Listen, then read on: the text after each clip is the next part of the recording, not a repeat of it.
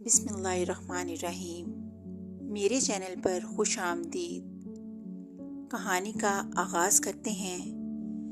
دوپہر کا وقت تھا، سورج سر پر تھا، دھوپ کی شدت ناقابل برداشت تھی، لیکن دیکھتے ہی دیکھتے ایک طرف سے کالے بادل اٹھے اور پلک جھپکتے ہی پورے آسمان پر چھا گئے۔ یہ کالی کالی گھٹائیں تھیں جنہوں نے پورے آسمان کو اپنی لپیٹ میں لے رکھا تھا۔ گھٹائیں اس قدر گھنگور تھیں کہ انہوں نے دوپہر کے وقت کو شام کا سہانا منظر بنا دیا تھا۔ لوگ اپنے اپنے گھروں سے باہر نکل آئے اور کچھ اپنے گھر کی چھت پر چڑھ کر ہونکی بھری ہواؤں کا مزہ لینے لگے۔ بچوں نے گلیوں میں ایک شور مچا رکھا تھا، ہر طرف چہل پہل ہو رہی تھی۔ آہستہ آہستہ بادلوں نے برسنا شروع کیا اور بارش موسلا دھار ہونے لگی۔ بارش نے ہر چیز کو جل تھل کر دیا تھا۔ بچے، بوڑھے، جوان، یہاں تک کہ عورتیں بھی دھوپ کی جھلسا دینے والی خدت سے تنگ آ کر بارش میں نہانے لگی۔ یہ شاید کوئی ویرانہ تھا جہاں ہر طرف سناٹا چھایا ہوا تھا۔ اس قدر خاموشی تھی کہ بارش کے قطرے گرنے کی آواز صاف سنائی دے رہی تھی۔ یہاں کوئی انسان آدمزاد دکھائی نہیں دے رہا تھا۔ دور، بہت دور ایک سایہ ناچ رہا تھا۔ کوئی بے حد خوش تھا اور اس کی خوشی کے اظہار میں اس قدر ناچ رہا تھا۔ اتنے میں سناٹے کو چیرتی ہوئی ایک آواز سنائی دی۔ آج جادوگر کی ملکہ بہت خوش ہے۔ آج میرا انتظار ختم ہونے والا ہے۔ وہ گھڑی آنے والی ہے جس کا میں نے بڑی دیر سے انتظار کیا۔ آج وہ بچی پیدا ہونے والی ہے جس کے بال روز بروز لمبے اور لمبے ہی ہوتے جائیں گے۔ ان بالوں ہی کی وجہ سے وہ شہزادی بنے گی اور پھر میں اس کے ذریعے راج محل پر قبضہ جما لوں گی اور یوں پوری دنیا پر میرا راج ہوگا، صرف میرا۔ میں جادوگروں کی ملکہ، پوری دنیا کی ملکہ بن جاؤں گی۔ تب میری شکتیاں دگنی ہو جائیں گی۔ ہا ہا ہا ہا۔ بارش تھم چکی تھی، آسمان صاف ہو چکا تھا، گھٹائیں برس برس کر واپس جا چکی تھی۔ اکرم صاحب دفتر میں رک گئے تھے۔ بارش تھمی تو مشکل سے گھر پہنچے۔ اکرم صاحب نے جیسے ہی گھر میں قدم رکھا، ان کو ایک نامولود بچے کے رونے کی آواز سنائی دی۔ ان کی بیوی نے خوشخبری سنائی کہ ان کے ہاں ایک ننھی پری ہوئی ہے۔ اکرم صاحب فوراً پالنے کی طرف لپکے۔ دیکھا تو پالنے میں ایک بہت خوبصورت چھوٹی سی گڑیا سو رہی تھی، لیکن وہ یہ دیکھ کر حیران رہ گئے کہ بچی کے بال پیدائشی سنہرے اور لمبے ہیں۔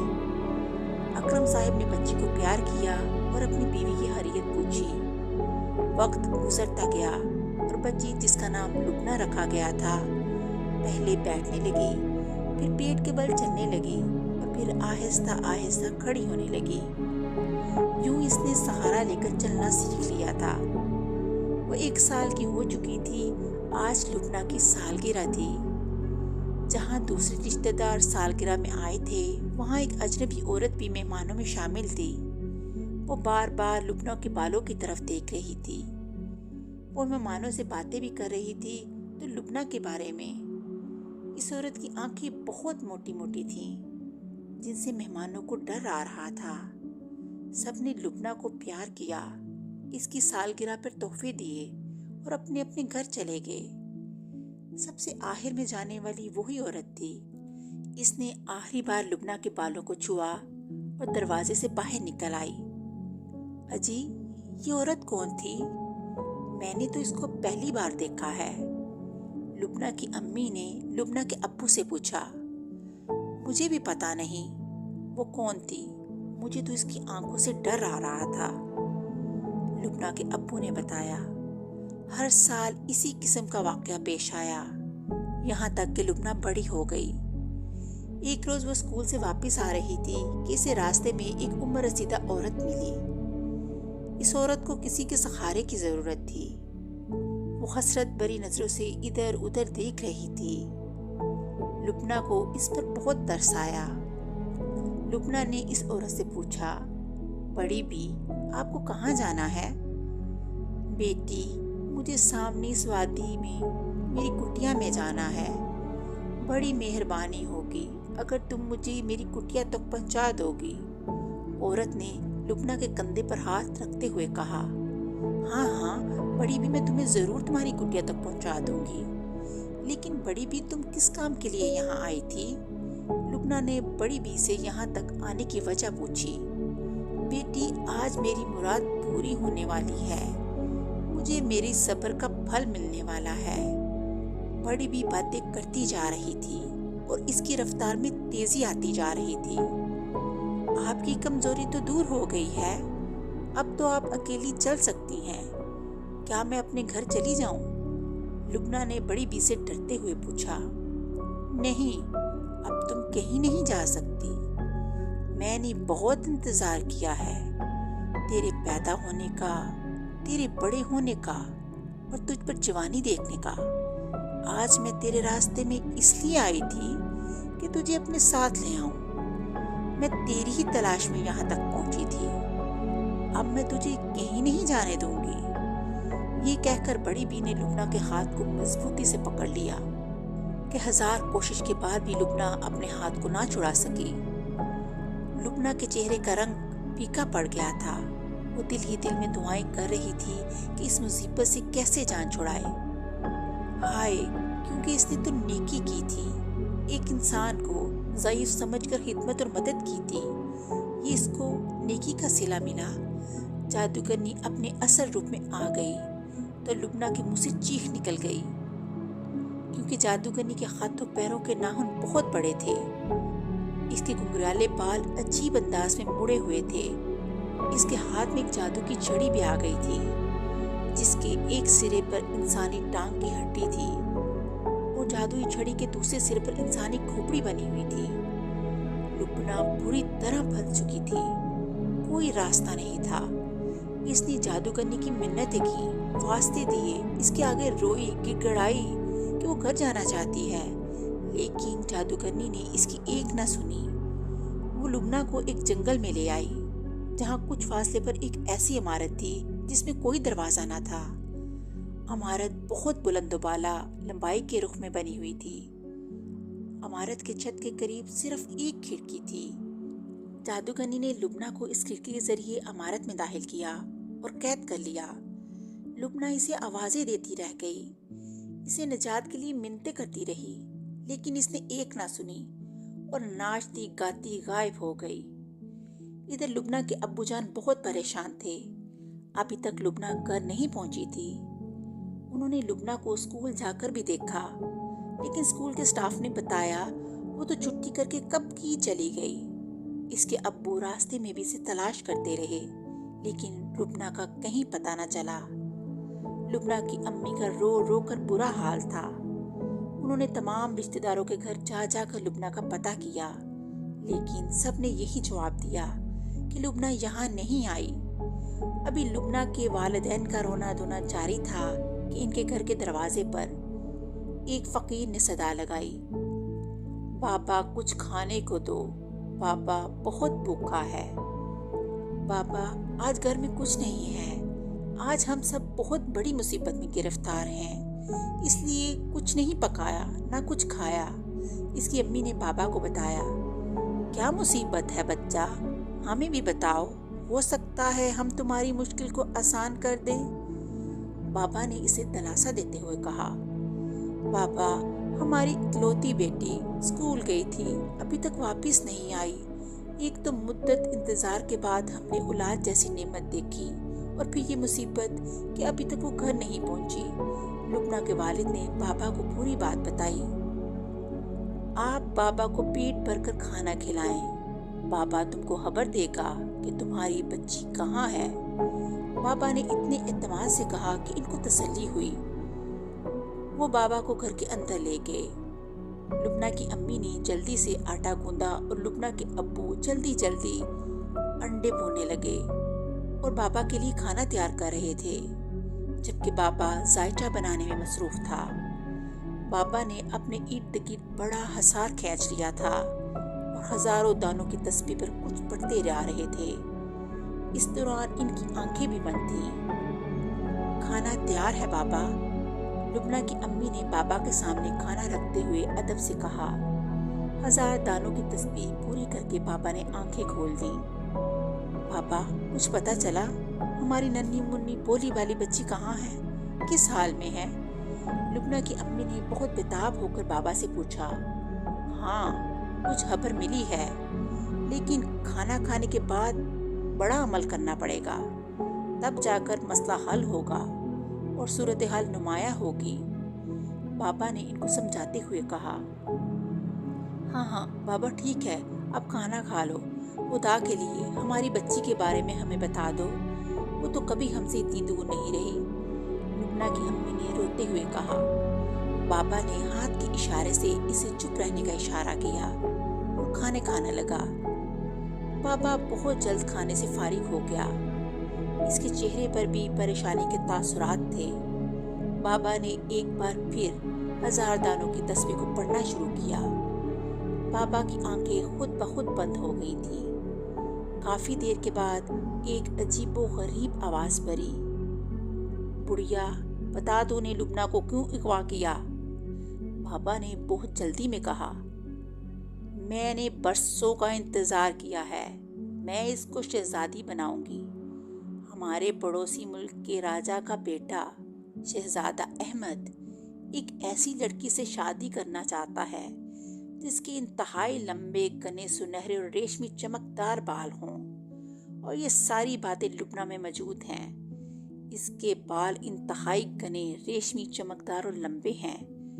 شہزادہ احمد اسے دیکھتے ہی اس سے شادی کے لیے تیار ہو جائے گا اور میں لبنہ پر جادو کے ذریعے چھا جاؤں گی۔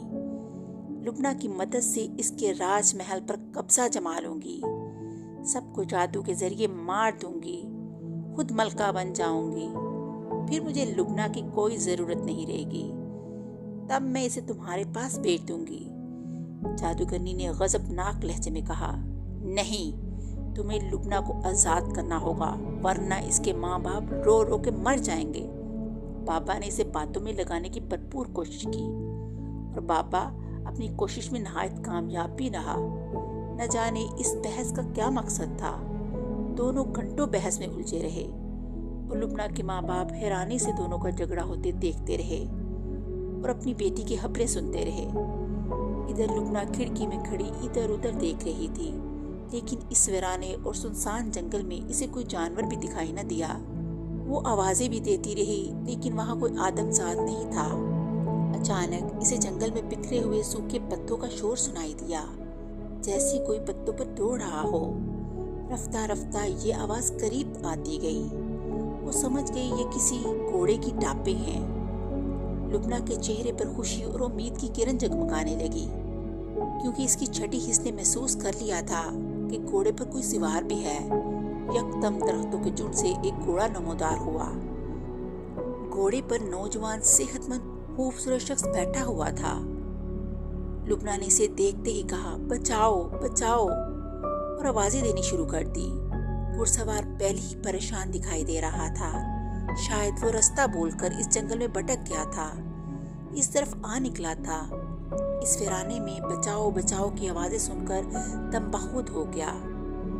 گھڑسوار نے اپنی تلوار کو میان سے باہر نکالا اور آواز کی طرف لپکا۔ وہ جنگل میں ایک عمارت دیکھ کر حیران رہ گیا۔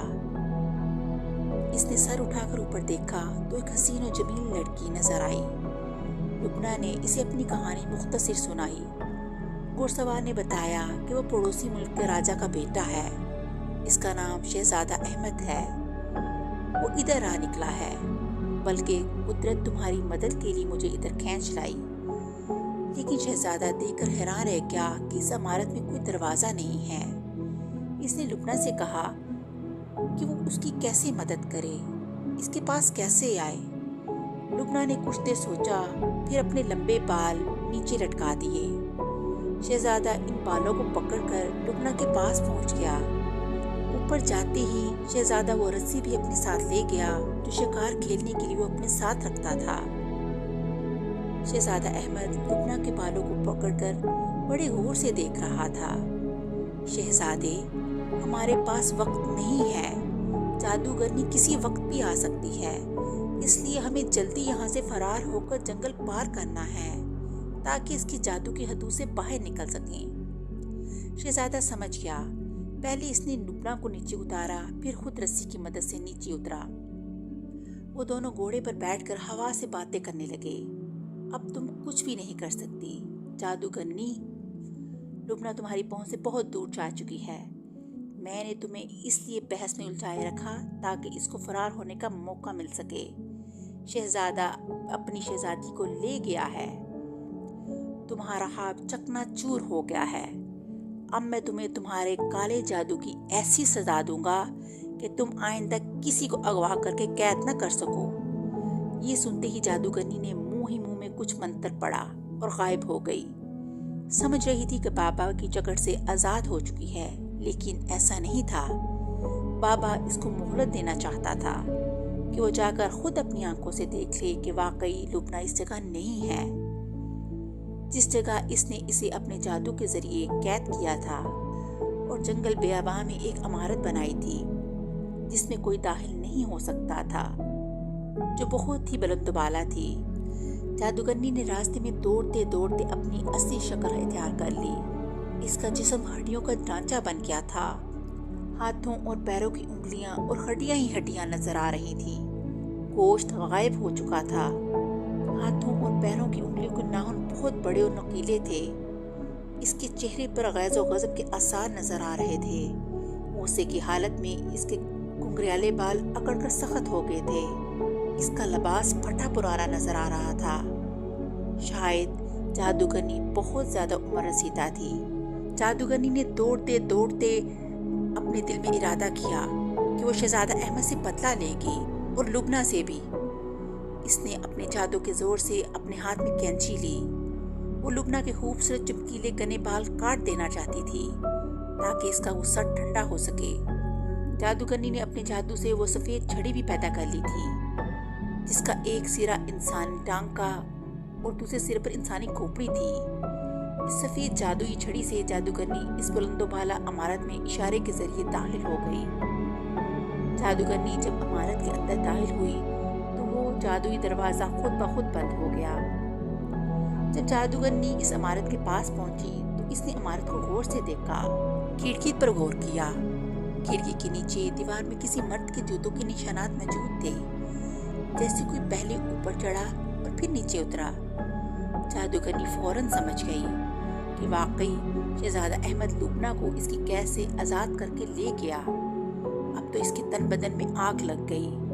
وہ غم و غصے کا اظہار کرنے لگی، لیکن غصہ کس پر اتارتی؟ وہاں تو کوئی آدم ذات تو کیا کوئی جانور بھی نہ تھا۔ اس نے سفید چھڑی سے اشارہ کیا تو عمارت کی دیوار میں ایک دروازہ بن گیا جس میں وہ اندر داخل ہوئی۔ وہ لبنا کو ڈھونڈنے کے لیے ادھر ادھر دوڑی، لیکن اب اسے یقین ہو گیا کہ بابا ٹھیک کہہ رہا تھا۔ جادوگرنی فکر میں پڑ گئی کہ شہزادہ احمد کا ملک اور سلطنت مشرق کی جانب ہے، اس لیے وہ اگر جادو کے زور پر ہوا میں اڑ کر مشرق کی جانب گئی تو چند منٹوں کی تگ و دو میں اور محنت سے وہ شہزادہ احمد اور لبنا کو پکڑ لے گی۔ ابھی وہ سوچ ہی رہی تھی کہ اس پر کوئی علم و عمل کرنے لگا۔ یہ اثرات ویسے ہی تھے جیسا کہ پہلے وہ خود بخود بے قابو ہو کر بابا کے پاس چلی گئی تھی، اور بابا نے اسے بحث میں الجھا دیا۔ جادوگرنی نے لاکھ کوشش کی لیکن وہ بابا کی طرف کھینچتی چلی گئی۔ وہ منہ ہی منہ میں اپنے انتر منتر پڑھنے لگی، لیکن کسی جادو نے کوئی اثر نہ دکھایا۔ وہ بے بس ہو کر اسی کی جانب چلنے لگی۔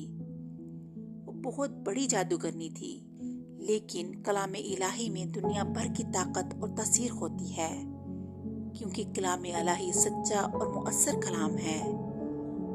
بابا کلام الہی کے ذریعے مدد لے رہا تھا۔ یہی وجہ تھی کہ اس مقدر اور طاقتور کلام کے ذریعے جادو کے انتر منتر کالے سفلی عمل بیکار ثابت ہوئے۔ بہت جلد نہ چاہتے ہوئے بھی جادوگرنی دوبارہ بابا کے سامنے حاضر ہو گئی۔ کیوں؟ دیکھ آئی اپنی آنکھوں سے، لبنا وہاں سے فرار ہو چکی ہے، وہ اپنی منزل مقصود پر پہنچ چکی ہے۔ بابا نے ایک بار پھر اپنی گفتگو کا آغاز کیا تو لبنا کے والدین بھی سنبھل کر بیٹھ گئے۔ ہاں، तुमने मुझे बातों में उलझाए रखा। वो लोग वहाँ से फरार हो गए। अब मुझे भी जाने दो। तुमने मुझे दोबारा यहाँ क्यों बुलाया? जादूगरनी ने नहायत बेबसी के आलम में बाबा से इल्तिजा करते हुए कहा, क्या अपने किए की सजा नहीं पाओगी? तुझे बगैर सजा के जाने दूं, ताकि तू फिर कोई ऐसा भयानक काम करे, फिर किसी गरीब शरीफ इंसान की बच्ची को गवाह करे और जादुई इमारत में कैद कर दे। बाबा ने इसकी भयानक और कानूनी हरकत से इसे याद दिलाया। नहीं, अब मैं ऐसा नहीं करूंगी। मैं किसी को अगवा नहीं करूंगी, न किसी को कैद में रखूंगी। जादूगरनी की बातों में अकड़पन की बजाय आजिज़ी और इनकिसारी थी। मैं कभी भी झूठे काफिर और जादूगरों पर एतबार नहीं करता, क्योंकि इन लोगों का कोई ईमान नहीं होता। सब लोग मफाद परस्त होते हैं। मुश्किल घड़ी में गधे को भी बाप बना लेते हैं। मैं तुम्हें तुम्हारे किए की भरपूर सजा दूंगा। ये कहते हुए बाबा ने लुबना के वालिदैन से माचिस तलब की। वो माचिस ढूंढने लगे। इतने में लुबना के वालिद ने लाइटर बाबा के हाथ में दे दिया।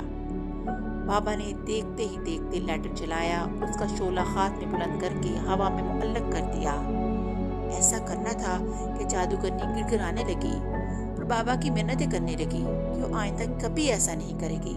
इसे माफ कर दें, इसकी गलती खता को दरगुजर करें, इसे छोड़ दें। लेकिन बाबा ने आग जला दी थी। आहिस्ता आहिस्ता जादूगरनी की चीखें बुलंद होने लगी। अब वो गुस्से के लहजे में बोली, बस करो बाबा, अगर तुमने मुझे झुलसाया तो याद रखो, मैं भी तुम्हें जलाकर राख कर दूंगी। लेकिन बाबा कलाम इलाही का विर्द करता रहा और अपने हसार में ही बैठा रहा। मुसलसल हवा में आग जलाई रखी। जादूगरनी की आवाजें और रोने धोने के शोर मचाने की आवाजें घर सर पर उठा लिया था, लेकिन शायद ये आवाजें बाबा और उसके वालिदैन ही सुन सकते थे, वरना तो पूरा मोहल्ला इकट्ठा हो जाता। बाबा ने जादूगरनी की धमकियों की परवाह न की और अपने अमल को जारी रखा। रफ्ता रफ्ता जादूगरनी की आवाज मदम होती गई और आखिर मादूम हो गई। बाबा ने खुदा का शुक्र अदा किया और सजदा शुक्र बजा लाया कि रब्बुल इज़्ज़त ने इसको जादूगरनी से महफूज रखा। इसके अमल की तासीर से इसे कामरानी और कामयाबी मिली। कुछ देर के बाद बाबा खसार से बाहर निकल आया और अपने सामान को समेटते हुए गोया हुआ, बेटा तुम फिक्र ना करो। पड़ोसी मुल्क का शहजादा अहमद लुबना को अपने साथ लेकर इस जादूगरनी के जंगल से निकल चुका है। इसको लुबना के बाल बेहद पसंद आए हैं। वो ऐसी लड़की से ही शादी करना चाहता था जिसमें पूरी दुनिया की लड़कियों से ज्यादा कोई मुनफरद बात हो, कोई ऐसी इजाफी खूबी हो जो सबसे हटकर हो। इसलिए लुबना के सुनहरी और बेहद लंबे बाल इसकी इजाफी खूबी है। इस खूबी ने इसे शहजादी बना दिया है। अब लुबना सारी उम्र महल में राज करेगी और आराम और सुकून की जिंदगी बसर करेगी। और हाँ, बहुत जल्द वो आपके पास आएगी अपने शहजादे के साथ। वो दोनों बड़ी आन बान और शान के साथ तुम दोनों को अपने साथ ले जाएंगे।